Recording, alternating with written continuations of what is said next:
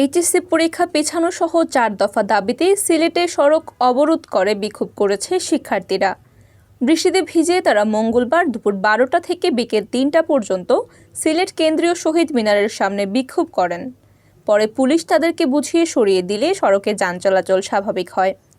শিক্ষার্থীদের দাবির মধ্যে ছিল 50 মার্কের পরীক্ষা নিতে হবে, পরীক্ষা 2 মাস পিছিয়ে দিতে হবে, ডেঙ্গু পরিস্থিতিতে পরীক্ষা নয় এবং পরীক্ষা থেকে আইসিটি সাবজেক্ট বাদ দেওয়া।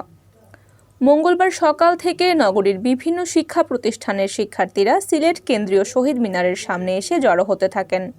দুপুর 12টার দিকে কয়েক শত শিক্ষার্থী শহীদ মিনারের সামনে চৌহাট্টা জিন্দাবাজার সড়ক অবরোধ করে বিক্ষোভ শুরু করেন। ব্যস্ততম ওই সড়কে যান চলাচল বন্ধ হয়ে যাওয়ায় আশপাশের সকল সড়কে দীর্ঘ যানজটের সৃষ্টি হয়।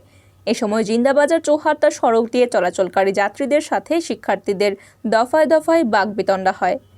পরে পুলিশ গিয়ে শিক্ষার্থীদের সড়ক থেকে সরে যাওয়ার অনুরোধ করে, কিন্তু শিক্ষার্থীরা তাদের অবস্থানে অনড় থাকে। বৃষ্টিতে ভিজে সড়ক অবরোধ করে তারা পরীক্ষা পেছানো সহ 4 দফা দাবিতে নানা স্লোগান দিতে থাকেন।